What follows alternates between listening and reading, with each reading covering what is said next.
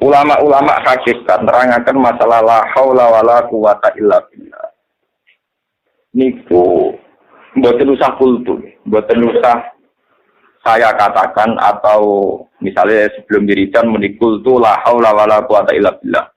Atau aktarifu saya mengakui la haula wala quwata illa billah. Begitu juga masalah la ilaha illallah subhanallah walhamdulillah. Ngeleng-ngeleng. Termasuk yang meyakini demikian itu Sohibul Hikam yang ngarang hikam. Terus ngeten. Kenapa la haula wala quwata illa billah? Tidak ada kekuatan untuk taat dan tidak ada kekuatan untuk menghindari maksiat kecuali atas nama Allah itu sendiri. Kecuali karena Allah itu sendiri. Jika seseorang latihan ikhlas kemudian mengatakan misalnya amil tulillah, sholaitu lillah atau saya zakat sedekah napa? Billah. Maka itu punya masalah tauhid di mana seakan-akan itu Allah di sini di atas misalnya. Terus saya di bawah, terus saya bilang ya Allah, saya ini beramal. Kemudian amal saya peruntukkan engkau. Berarti ada hamba di bawah yaitu amil itu, sholat itu, ya, tasod. Ya Allah saya sedekah. Kemudian sedekah saya ini saya kasihkan engkau demi engkau. Berarti di sini ada rivalitas wujud, yaitu wujudnya Allah itu sendiri dan wujud kamu sing sok suci, sok sedekah. Dan itu melukai tauhid. Karena kamu sadar wujud kamu sadar amal kamu BR terhadap prestasi kamu.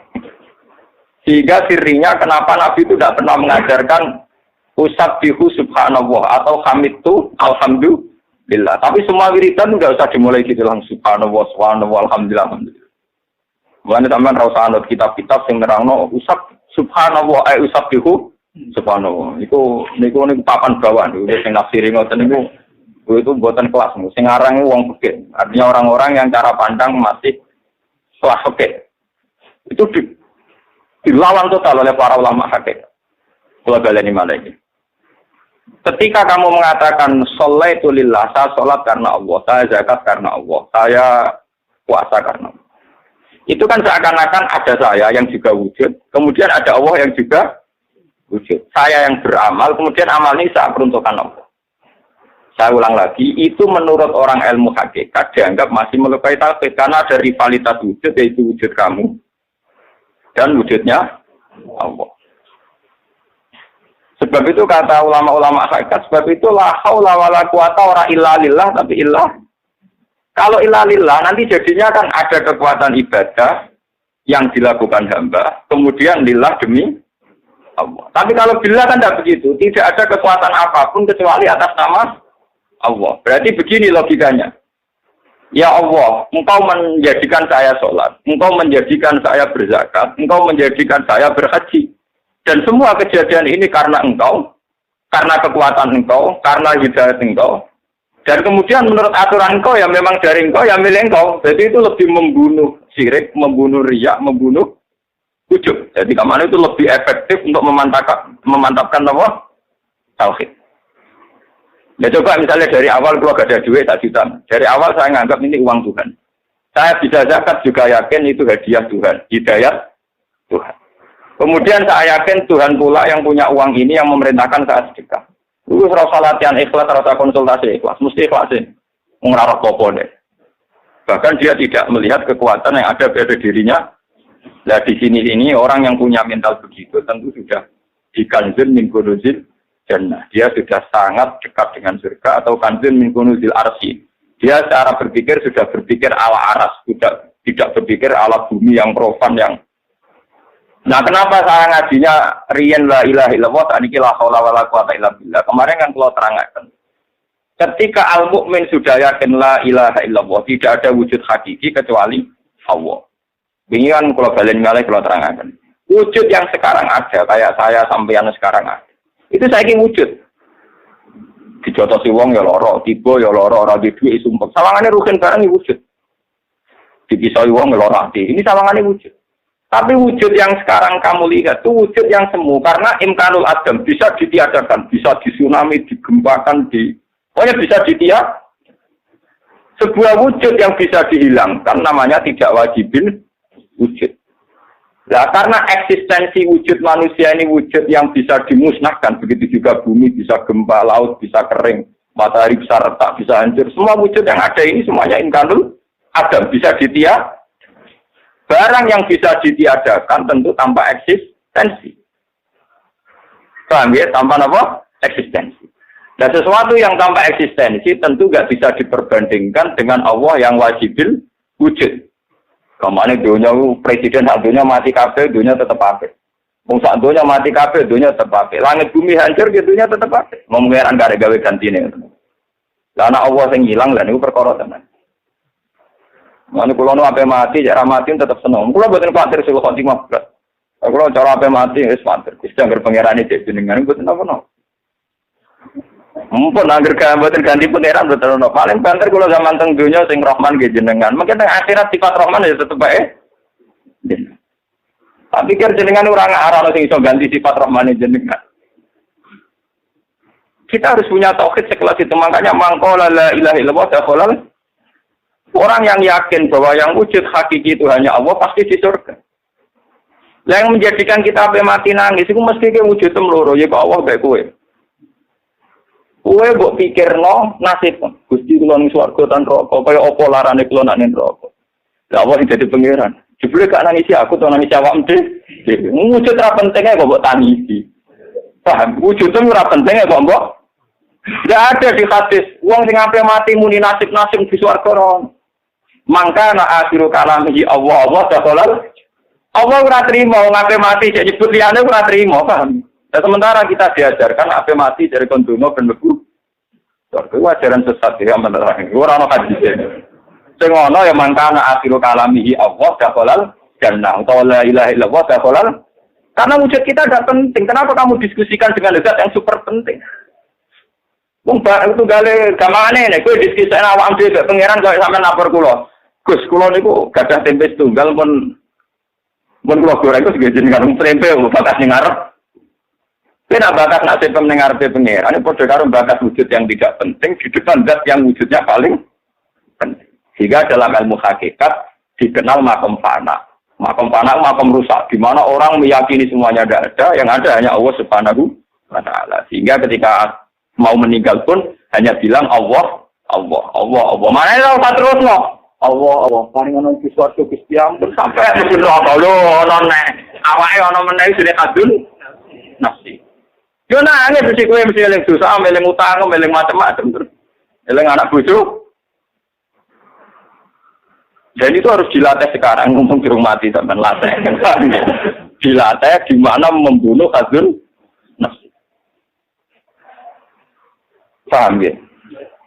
Ya itu tadi, pertama dilatih pakai hujah ilmiah, ya. Pakai hujah apa? Ilmiah. Bahwa wujud yang sekarang kita saksikan adalah wujud yang bisa dimusnahkan. Itu cara bahasa Arab, jadi imkanul adam, bisa dimusnahkan. Lah yang sekarang kamu vonis tidak ada, misalnya cucu kita, sekarang kan belum ada. Itu imkanul wujud. Berarti anak cucu kita yang sekarang belum ada, cucu kita misalnya. Itu kan sekarang adam, tapi imkanul wujud. Yang sekarang ada kayak kita bisa dimusnahkan. Kalau begitu saat Adam juga Adam yang tidak hakiki, saat wujud ya tidak wujud yang gampangannya rapau bener. Semuanya serba semu. Tentu barang yang semu eksistensinya tidak bisa diperbandingkan dengan zat yang wajibul wujud. Nah ini ruang tenan. Lah nak ngoten ketika sampean beribadah, saya sholat, saya zakat, saya sedekah. Itu kurang baik. Karena ada saya, ada Allah. Makanya tidak sebaiknya tidak sholaitu lillah, tapi sholaitu billah. Bukan tasaddaqtu lillah, tapi tasaddaqtu billah. Dan itu jenis la haula wala quwata. Niku cara ilmu hadis. Kan kula belani malih niku cara ilmu hadis. Nah cara ilmu fikih, cara ilmu syariat biasa. Yes. Kula sedekah karena Allah Ta'ala. Kula sedekah karena senajan to guyu-guyu pangeran tapi niku dibenerno cara syariat. Mana cara hikam nak ngenyak-ngeten. Fate fatat tubul ajra mimman huwa muftihi ilaika. Akalmu ning ndi.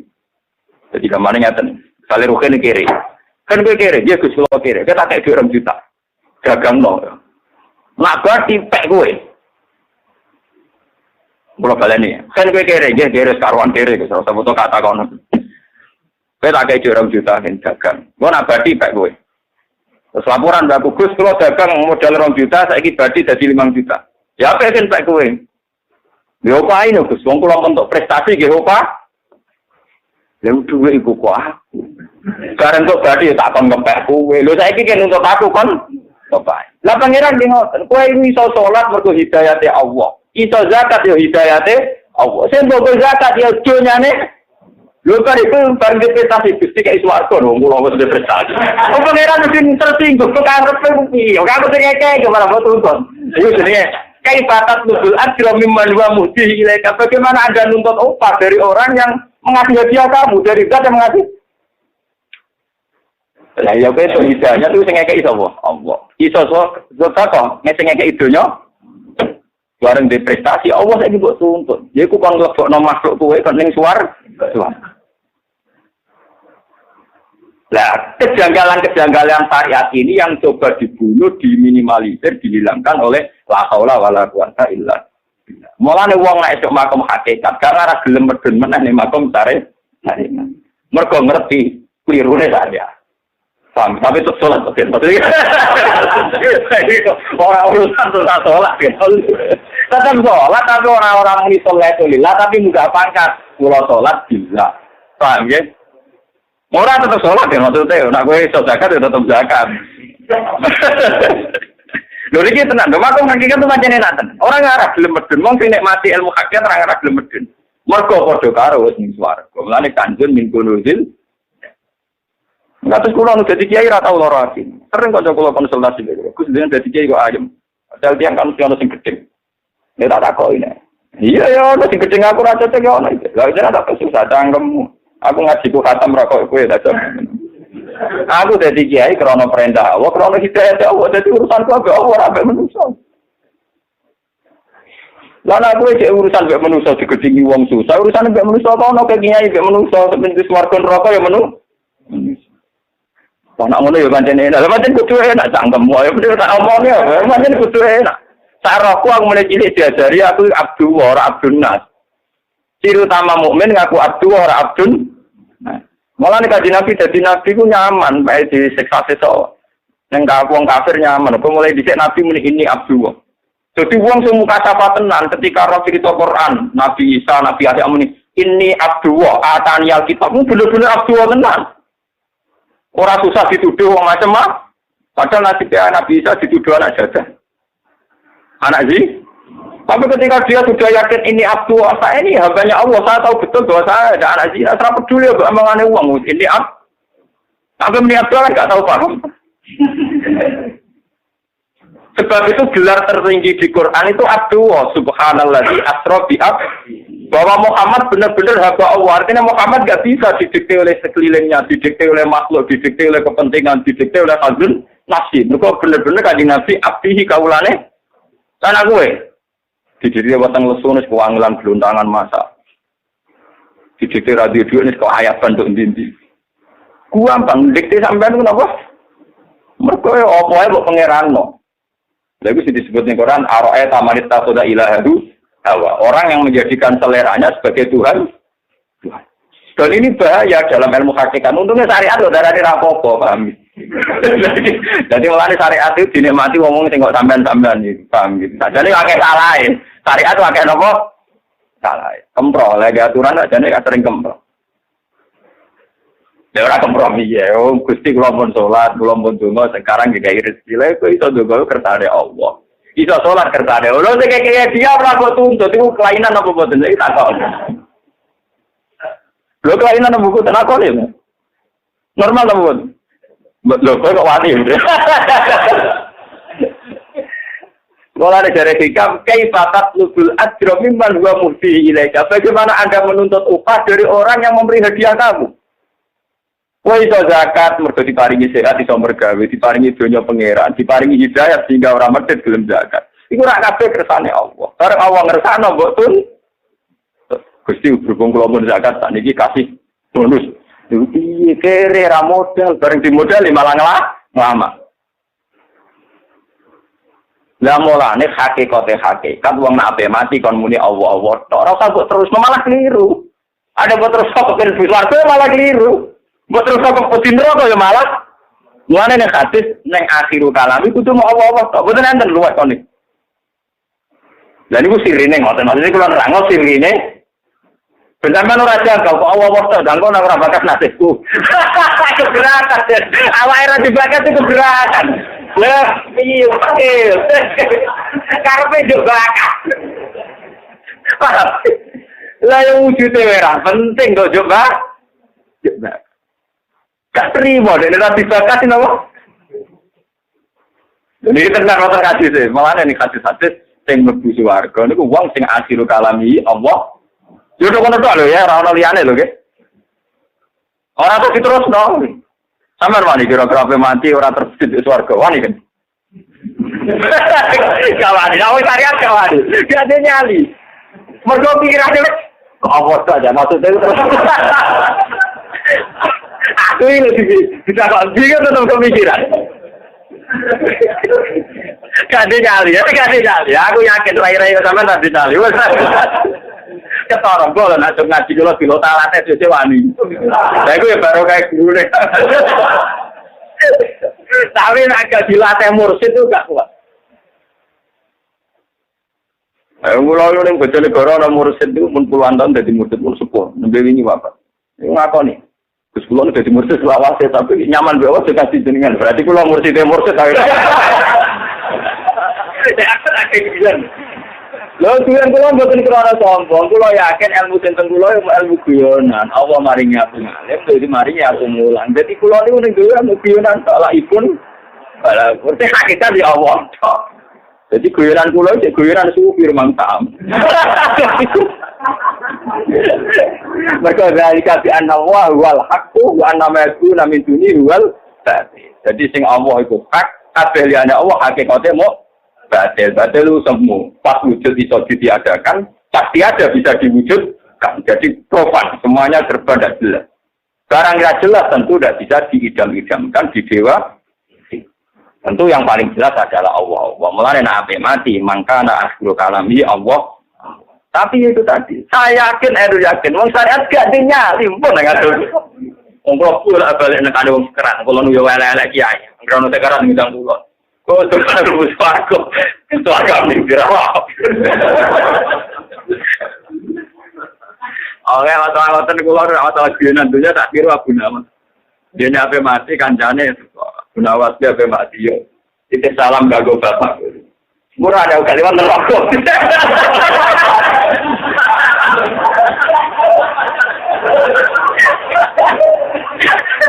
Kancane bisa. Tenaga sakit. Ape mati di berkatur. Dia mau dengar hukumi kancane bapak ini neraka. Murah ada kalimat neraka.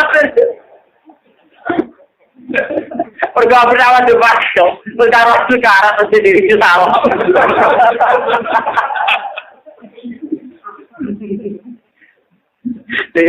Sebenarnya aku nawas murahnya enggak liwat. Artinya aku temu bapak mau neraka. Lalu ini cerita ngaji, tapi ilmu hakikat itu gue tengah di mawon. Kalau nyuwun sotoken gitu, sholat gitu. Tetap boso, ya boso, ya tetap nama boso, wajah boso, tetap boso, nak iso boso. Enggak ada orang melarat, tak boso malah susah. Kalau ditolong melarat lagi, kita gerompulan, itu apa boso susah, tapi boso malah susah. Anak aja salim, bujuk salim, gue rasa boso tak kena apa.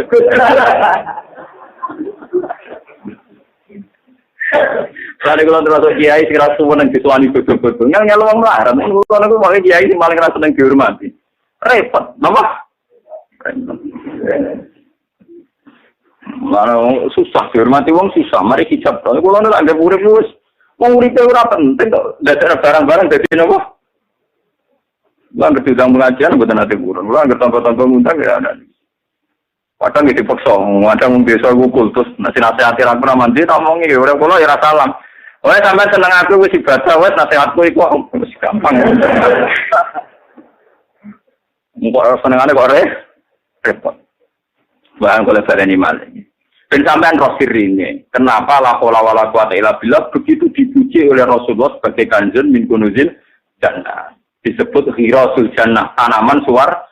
Itu sirinya ngoten, memang ada peluluan, ada penafian, ada bentuk penghancuran pada diri-diri yang tidak penting, yang profan, yang tidak ada wujudnya, tidak punya tentu dengan la haula orang akan kembali ke eksistensi yang semestinya. Itu zalika bi annahu huwal hak, yang hak nyata wujud itu hanya Allah Subhanahu wa ta'ala. Allah ora usah mbok warai bakas warga neraka. Iku ora penting. Sehingga sing ana hadis mangqala la ilaha illallah taqalal jannah. Ora ana hadis man daa sapa sing donga kepengin mlebu swarga taqalal. Malah kira-kira hadis sapa sing donga-donga njaluk mlebu swarga. Monggo pangeran ngongkon kon gawe swarga dhewe malah kira-kira kira-kira malah ngono. Kira-kira padha-padha ana hadis malah ngono. Kok arep-arep dhewe kok ngel-ngelo pengen. Ini pentingnya, makanya ketika ulama-ulama, kenapa semua wali songo sampai semua wali tidak ada ajaran saya membaca tasbih, saya membaca alhamdulillah langsung subhanallah walhamdulillah wala ilaha illallah wallahu akbar wala haula wala quwata illa. Jadi kita tidak membahas diri kita, ya, tidak mengutarakan tentang diri kita. Ini penting kalau aturakan karena sekarang itu ilmu-ilmu ngeten pun mergo sing kuat sare. Misalnya sing kuat syariat, wong Islam kudu sugih. Mak sugih iso ngamal. Nak ngamal wong Islam dadi gagah. Ngalahno wong kafir. Berarti wong kafir donya nek atine ati syariat sing kuat wae ya ora iso menang. Mergo gampang. Wong Islam kudu sugih. Nek wis sugih gelem zakat. Wong sing mentale kepengin sugih iku mesti dhisik sak miliar jangan ngrasa ora sugih. Ora ana wong seneng sugih sing anggap dhisik sak miliar wis sugih. Jadi akhirnya 4 miliar rong pati lomo dene mergo nyangka rong sugih nek ngrasa sugih nek wis rong miliar. Barang miliar yo ngrasa sugih kepengin sugih ra telung. Artinya nek atine urung ati dididik, tetep dadine ngono iku. Pokoke dididik mubalek malah ruwet. Nek kula niku bolak-balik. Santri kula niku kata sing dadi mubalek jan ngajine mbek kula. Niku nate diundang ke kawasan kula, bae kula ora tau teko lae tetep wabil khusus geblak niku guru kula tapi kula yakin boten dugi. Dene ngomong nang podium, kula yakin boten dugi mergi jambake sering ngomong mbek kula pengajian ngene boten dugi. Dene ngomong ya jujur. Tapi niku seputi mawon guru kula. Bareng sowan kula tak piso. Maksud seputi mawon piye? Amun tak terang Mas. Pengajian ku apik Mas Pak. Jadi pas ngaji maca selawat nasihat wong ku apik. Lah kok Mas Pak sedurunge iku dor-dor kuwi ditarekno dhuwit 5.000 10.000. Lha iku wis disamokno kuwe iku. Lah nek prosese iku ngene iku kira-kira darane apik kabeh. Iso wae sing nyumbang 5.000 jatah blonjo anake, sing 10.000 jatah susu anak. Sing rondo-rondo iku jatah blonjo sesuk tuku lombok. Kowe wani yakin nek pengajian apik total. Apik total nek sing undang wong sugih, mblegedhu malah apik. Kesane kiai ini sombong nek diundang wong sugih teko melarat-melarat teko, tapi malah apik. Wong sugih nyangoni kiai 1 juta dhewe parkir. Wong melarat nyangoni 50.000 dhuwit jatah susu bayi. Tapi kan resiko ngenalno ilmu ngene kan resiko. Darah ini gede ngomong, tak jane pengajian mesti sunat nak tinggal wong juga pribadi. Mereka nyangoni 1 juta mau di parkiran. Misalnya wongnya duwe Alphard berder, duwe Alphard duwe triliunan. Nyangoni 2 juta, duwe parkirnya kira-kira wali menegone liur lah. Wong melarat, sewenang kiai, dia mana lagi panjangan lebih saya ketahui, dia pitik loro, tak 11, tak 13, nyangoni gue. Ngeri nama gue. Lho nek mboten guyon iki tenan lho. Lah nek ngono sunat ning ndi? Wis tekoni juga apa marah. Kira-kira. Meneng ae. Kowe wani nang kok pasti datang. Ya, manjen tak apa niku manjen jenengan wis ngalim tenan iso apa-apa pikir. Lah tak ngakoni ora usah bulet-bulet ae. Mboten kula mau ngelingno bahwa sesuatu yang baik tentu kalau bisa dari proses yang baik. Kalau dari proses yang kurang baik, paling enggak kita ngakui lah, ini apik itu separuh, paham ya? Di separuh ini diistighfar.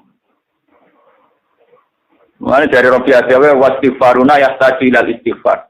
Kue nak istighfar, wae jadi butuh istighfar. Nah, kok bukan butuh istighfar, yang kali rukin.